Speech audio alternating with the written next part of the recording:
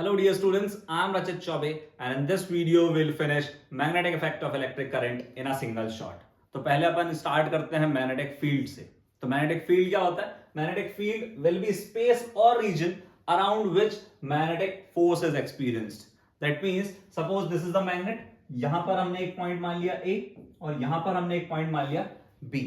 अगर ए पॉइंट पर magnetic force experience हो रहा है, that means force of attraction वो फील कर रहा है, तो वहां पर मैग्नेटिक फील्ड है. और अगर बी पॉइंट पर magnetic force of attraction feel नहीं हो रहा है, तो वहां पर मैग्नेटिक फील्ड नहीं है. जहां जहां भी मैग्नेटिक फोर्स एक्सपीरियंस होगा वहां मैग्नेटिक फील्ड होगा, और जहां मैग्नेटिक फोर्स एक्सपीरियंस नहीं होगा, जहां मैग्नेटिक फोर्स वो फील नहीं करेगा, कोई भी object force of attraction feel नहीं करेगा, तो वहां पर मैग्नेटिक फील्ड नहीं है. Clear? Next is magnetic field lines. अब ये क्या होंगी? दीज आर द हाइपोथेटिकल और imaginary line which emerge from north pole and merge at the south pole outside the magnet. तो ये नॉर्थ से south outside the magnet travel करेंगी और south to north inside the magnet. ठीक है, तो अब ये नॉर्थ से साउथ जा रही हैं और साउथ से नॉर्थ आ रही हैं. That means they are forming a closed loop. That will be the property of the magnetic field lines. ये नॉर्थ से साउथ गई थी, साउथ से नॉर्थ आई थी. That means they are forming a closed loop. This will be the first property of magnetic field lines. Second is they never intersect. यहां से आपसे क्वेश्चन पूछा जाएगा बोर्ड्स में कि why magnetic field lines never intersect. So answer is because if they intersect then there will be two direction at one point which is not possible. तो इसका मतलब ये हुआ कि सपोज ये दो मैग्नेटिक फील्ड लाइंस हैं.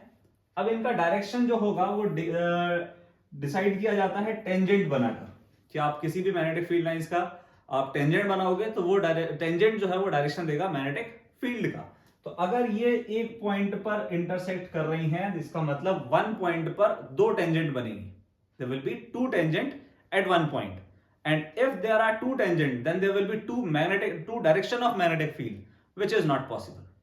तो आपको क्या लिखना है? If they intersect then there will be two direction of magnetic field which is not possible. This will be the second property. Third property is magnetic field is directly proportional to the density of the magnetic field lines. मतलब जितना पास magnetic field lines होंगी उतना ज्यादा strong magnetic field होगा, और जितना दूर magnetic field lines होंगी उतना वीक मैग्नेटिक फील्ड होगा. ठीक है, तो तीनों प्रॉपर्टी क्लियर हो गई. मैग्नेटिक फील्ड क्लियर हो गया और मैग्नेटिक फील्ड लाइंस क्लियर हो गया आपको. Next is direction of magnetic field in a current carrying conductor. तो कोई भी करंट कैरिंग कंडक्टर आपने ले लिया, स्ट्रेट कंडक्टर, इसमें मैग्नेटिक फील्ड जनरेट होगा. आपको क्वेश्चन पूछा जाएगा कि अगर हम करंट किसी भी कंडक्टर में फ्लो कराते हैं तो उसमें मैग्नेटिक फील्ड है कि नहीं, ये पता कैसे करेंगे? तो with the help of compass we can detect whether the magnetic field is present और नॉट. क्योंकि अगर आप कंपास को मैग्नेटिक फील्ड में ले जाते हो तो उसका निडल डिफ्लेक्शन शो करता है ना. वो स्टेबल नहीं रहेगा, वो डिफ्लेक्ट होता ही रहेगा. तो अगर किसी भी सर्किट में करंट मैग्नेटिक फील्ड है कि नहीं वो चेक करना है, तो उसके पास आप कंपास को ले जाओ. अगर डिफ्लेक्शन रहता है इसका मतलब मैग्नेटिक फील्ड है. तो करंट कैरिंग स्ट्रेट कंडक्टर लिया, इसमें आपने मैग्नेटिक फील्ड का डायरेक्शन बताना है. तो direction will be given by right hand thumb rule and it is also known as Maxwell corkscrew rule. ठीक है, तो यहां से अपवर्ड डायरेक्शन में करंट जा रहा है, तो thumb will denote the current and the curled fingers will represent the magnetic field. तो जो करंट है वो अपवर्ड है, तो मैग्नेटिक फील्ड किस डायरेक्शन में आ रहा है? Anti clockwise.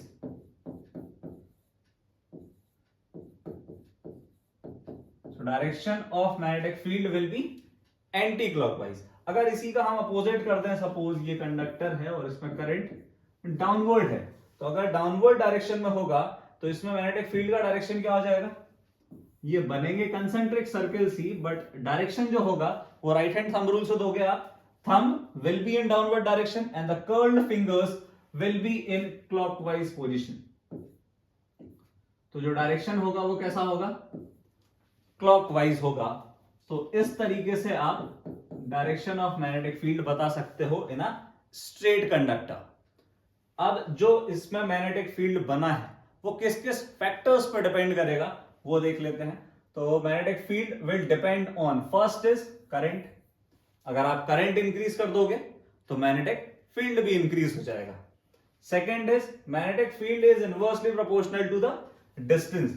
अगर आप डिस्टेंस बढ़ाओगे, डिस्टेंस जितना ज्यादा करोगे, मैग्नेटिक फील्ड उतना कम हो जाएगा। फिर next is magnetic field due to current through a circular loop. इस पे आपको क्वेश्चन कैसे बनेगा कि draw the magnetic field lines of a current carrying circular loop. इसमें आपको मैग्नेटिक फील्ड लाइंस ड्रॉ करने आएंगी, तो इसका आप स्क्रीनशॉट ले लो और इस डायग्राम के आपको 2 to 3 टाइम्स प्रैक्टिस करना है, ठीक है। तो इसमें जो करंट है उसका डायरेक्शन ये है, करंट यहां से एंटर कर रहा है और इस पॉइंट से एग्जिट कर रहा है। तो जो लेफ्ट हैंड साइड वाला पार्ट होगा वो नॉर्थ पोल हो जाएगा और जो राइट हैंड साइड वाला पार्ट होगा वो साउथ पोल हो जाएगा। और मैग्नेटिक फील्ड लाइंस में एंड्स पर कंसेंट्रिक सर्कल्स बनेंगे इस तरीके से, और ये भी कंसेंट्रिक सर्कल्स ही होंगे, बट क्योंकि इसकी डेंसिटी कम हो गई, थोड़ा दूर दूर हो गई मैग्नेटिक फील्ड लाइंस, तो आप सेमी सर्कुलर पार्ट से भी इसको डिनोट कर सकते हो। तो ये होगा magnetic field lines for a current carrying circular loop. अब इसका जो मैग्नेटिक फील्ड है वो किस किस फैक्टर्स पर डिपेंड करेगा वो देख लेते हैं। तो magnetic field will be directly proportional to number of turns. जितने ज्यादा उस सर्कुलर लूप में टर्न होंगे उतना ज्यादा मैग्नेटिक फील्ड होगा। Now magnetic field is directly proportional to current, ये आपको मालूम है, जितना करंट ज्यादा करेंगे उतना ही मैग्नेटिक फील्ड ज्यादा होगा। And it is inversely proportional to the radius. अगर आपने ये सर्कुलर लूप का रेडियस कम कर दिया, तो अगर ये रेडियस कम रहेगा तो जो मैग्नेटिक फील्ड लाइंस की डेंसिटी है वो भी कम हो जाएगी, और डेंसिटी ज्यादा हो जाएगी, मैग्नेटिक फील्ड लाइंस पास पास आ जाएंगी, और अगर डेंसिटी ज्यादा हो जाएगी तो मैग्नेटिक फील्ड इंक्रीज हो जाएगा। Clear? Next is solenoid. So question में be asked that what is solenoid. Simple direct वो पूछ सकते हैं कि व्हाट इज सोलेनॉइड। तो डेफिनेशन जो होगा कि a current carrying insulated copper wire wrapped closely in the shape of cylinder. तो ये आपको सिलेंडर बनाना है, इस पर copper wire, insulated copper wire का आपने रैप कर दिया, और इसमें करंट क्या होगा, इस डायरेक्शन में करंट होगा। तो अगर इसमें करंट फ्लो होगा तो इसमें मैग्नेटिक फील्ड जनरेट होगा, और मैग्नेटिक फील्ड कैसे तरीके से जनरेट होगा, ये उसका पैटर्न होगा मैग्नेटिक फील्ड लाइंस का। तो आपने ये वाला पैटर्न अभी देखा था, ये पैटर्न किसमें आता है, बार मैग्नेट का। तो बार मैग्नेट और सोलेनॉइड का मैग्नेटिक फील्ड लाइंस सेम होगा। तो solenoid can be treated as bar magnet. Why? Because their magnetic field line patterns is same. तो दोनों का मैग्नेटिक फील्ड लाइंस का जो पैटर्न है वो सेम है।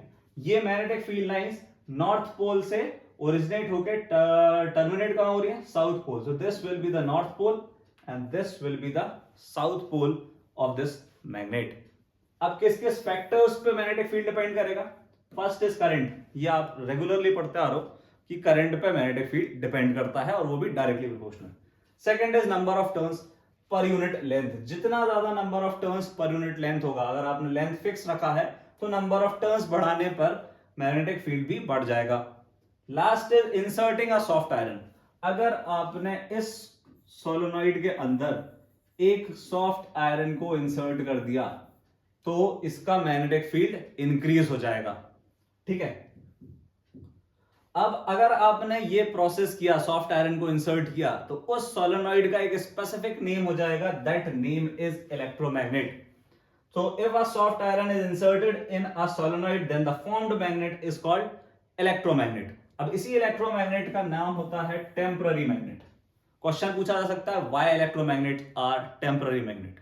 टेम्पररी मैग्नेट इसीलिए बोलते हैं क्योंकि अगर आप इसमें करंट बंद कर दो, करंट फ्लो नहीं होगा तो ये मैग्नेट नहीं रहेगा, ठीक है। जब तक करंट फ्लो होगा तभी तक मैग्नेटिक फील्ड उसमें होगा, तभी तक वो मैग्नेट है। और अगर आपने इसका पोलैरिटी चेंज कर दिया, अभी नॉर्थ यहां था, साउथ यहां था, क्योंकि पॉजिटिव टर्मिनल और नेगेटिव टर्मिनल को अगर अपन इंटरचेंज कर दें इसमें, तो अब जो होगा ये नॉर्थ साउथ बन जाएगा और ये साउथ नॉर्थ बन जाएगा, ठीक है, क्योंकि अपन इसकी पोलैरिटी चेंज कर सकते हैं। अगर आपने यहां बैटरी था और आप सेल लगा दिया, मतलब पोटेंशियल कम कर दिया, तो करंट कम हो जाएगा, और करंट कम होगा तो मैग्नेटिक फील्ड कम हो जाएगा। मतलब इस मैग्नेटिक फील्ड को अपन कंट्रोल कर सकते हैं। सोलेनॉइड की जो मैग्नेटिक फील्ड होगी, इलेक्ट्रोमैग्नेट की जो मैग्नेटिक फील्ड होगी, दैट कैन बी कंट्रोल्ड। उसका करंट अगर आप इंक्रीज करोगे तो मैग्नेटिक स्ट्रेंथ बढ़ जाएगा, करंट कम करोगे तो मैग्नेटिक स्ट्रेंथ कम हो जाएगा। आपने अगर इसको करंट बंद ही कर दिया तो उसमें मैग्नेटिक फील्ड होगा ही नहीं। Clear? So next is magnetic field at the end of the solenoid is more and पर मैग्नेटिक फील्ड ज्यादा होगा यहां पर। क्या रीजन होगा?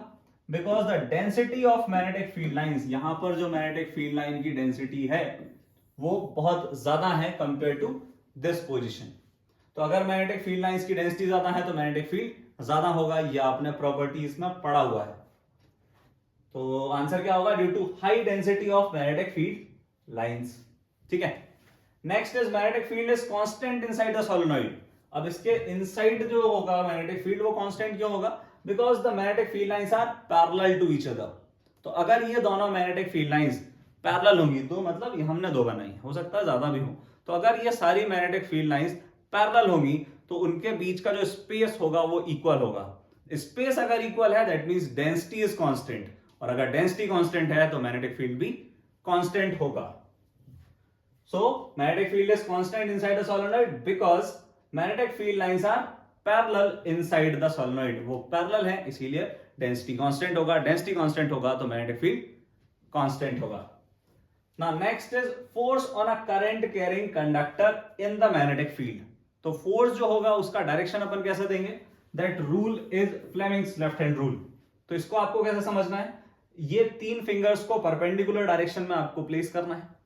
मिडिल फिंगर जो होगा वो करंट देगा, इंडेक्स फिंगर जो होगा वो field that means magnetic field, and thumb will represent the force.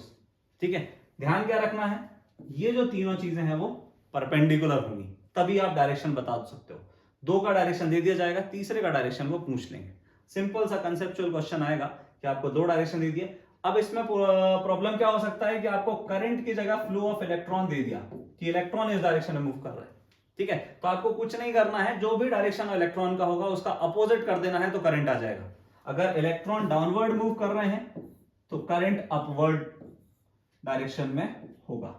ठीक है, the direction of current will be opposite to the flow of direction of flow of electron. ठीक है, नेक्स्ट इज किस किस factors पे वो डिपेंड करेगा? Force. तो फर्स्ट इज मैग्नेटिक फील्ड। ये फॉर्मूला आपको ध्यान रखना है, न्यूमेरिकल नहीं आएगा बट इससे आपको फैक्टर्स लर्न हो जाएंगे। Magnetic field, current and length. अब इसमें एक एक्स्ट्रा टर्म आया दैट इज साइन थीटा।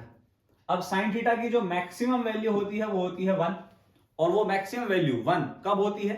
जब थीटा कितना होगा? 90 degree. So when the conductor is placed perpendicular to the current flowing through it and perpendicular to the magnetic field then the force will be maximum. तो force maximum कब होगा? जब उसको perpendicular place किया जाएगा। तो इस कंसेप्ट पे क्वेश्चन पूछा जाता है कि फोर्स मैक्सिमम कब होगा, ये बताओ आप, क्योंकि ये तो नहीं पूछेंगे न्यूमेरिकल और ना वो फैक्टर्स पूछेंगे, क्योंकि आपको मालूम है कि फोर्स कब बढ़ेगा? जब मैग्नेटिक फील्ड बढ़ेगा। फोर्स कब बढ़ेगा? जब करंट बढ़ेगा। फोर्स कब बढ़ेगा? जब लेंथ बढ़ेगा। तो जो साइन थीटा वाला टर्म है ये मिस कर जाते हैं स्टूडेंट्स, इसीलिए आपको यहां से क्वेश्चन पूछा जाएगा कि फोर्स मैक्सिमम कब होगा? जब थीटा कितना हो? 90 degree, that means perpendicular. Next that is the last topic of this chapter, domestic circuit. ठीक है, इस चैप्टर में पूरा थ्योरी है, कोई भी न्यूमेरिकल नहीं है, सिर्फ कंसेप्ट को समझो विद एग्जांपल्स। कि ये अगर हम सपोज डोमेस्टिक सर्किट, जो अपने सर्किट्स होम अप्लायंसेस में यूज होता है, जो घर पे यूज होता है सर्किट, वो कौन सा होता है? कौन सा कनेक्शन होगा? Parallel connection. ठीक है, हर चीज को आप कोशिश करो एग्जाम्पल से कनेक्ट करने का, क्योंकि अल्बर्ट आइंस्टीन का एक बहुत ही फेमस कोट है कि giving example isn't the another way to teach but it is the only way to teach. तो आप एग्जाम्पल से कनेक्ट करोगे, आपको चीजें जल्दी समझ आएंगी। वायर 3 टाइप के होते हैं, ये आप लोगों ने अप्लायंसेस में देखा होगा। तो पहला जो वायर होगा वो अर्थ वायर, दूसरा live, and third one is neutral wire. Earth wire will be of green colour, live wire is of red colour, and neutral wire is of black colour. तो कलर आपको बहुत कम chances हैं, पर फिर भी पता होना चाहिए, एमसीक्यू में पूछ सकते हैं। शॉर्ट सर्किटिंग, यहां से क्वेश्चन बन सकता है कि व्हाट इज शॉर्ट सर्किटिंग। तो शॉर्ट सर्किट क्या होगा? जब लाइव वायर और न्यूट्रल वायर डायरेक्ट कांटेक्ट में आएगा देन शॉर्ट सर्किट अकर्स। तो when live wire and neutral wire come in direct contact, तो जब उन दोनों को डायरेक्ट कांटेक्ट में लाएंगे अपन, तो क्या होगा? करंट का जो पाथ होगा वो मिनिमम हो जाएगा, और करंट का पाथ मिनिमम होगा, इसकी वजह से करंट मैक्सिमम हो जाएगा। और करंट मैक्सिमम होगा तो आपने एक चीज पढ़ी थी जूल्स लॉ ऑफ हीटिंग में कि हीट जो होता है वो डायरेक्टली प्रोपोर्शनल होता है स्क्वायर ऑफ करंट। अगर करंट ज्यादा हुआ तो हीट ज्यादा होगा, हीट ज्यादा होगा तो वो जो इलेक्ट्रिकल अप्लायंस में जो वायर यूज हो रहे हैं वो मेल्ट कर जाएंगे, है ना। तो वो इलेक्ट्रिकल अप्लायंस को खराब कर देंगे। तो हीट इस चीज से बचने के लिए एक डिवाइस यूज होता है, that is known as electrical fuse. इसको अपन इलेक्ट्रिसिटी में पढ़ चुके हैं। तो इलेक्ट्रिकल फ्यूज के लिए अभी आपको क्या समझना है कि इसका बॉइलिंग पॉइंट कम होता है and it is a safety device used for prevent the short circuiting, और you can prevent the electrical appliances from short circuiting. ठीक है, तो इस चैप्टर में आपको यही टॉपिक्स क्लियर करने हैं बस। ठीक है, magnetic field lines, magnetic field, solenoid और magnetic field lines for a current carrying circular loop, इसका डायग्राम आप लोग प्रैक्टिस कर लेना, क्योंकि ये जो डायग्राम है ये पूछा जा सकता है एग्जाम में। डायरेक्ट क्वेश्चन आ सकता है कि draw the magnetic field lines for a current carrying circular loop. Magnetic field किसी सर्किट में है कि नहीं ये कैसे पता चल करेंगे? कंपास की हेल्प से। अगर उसमें करंट है तो मैग्नेटिक फील्ड होगा ही होगा, तो कंपास डिफ्लेक्शन दे देगा। ठीक है, so this is all about this chapter. Hope you understood it well enough, and अगर आपको कोई डाउट आता है तो आपको कमेंट सेक्शन में बताना है।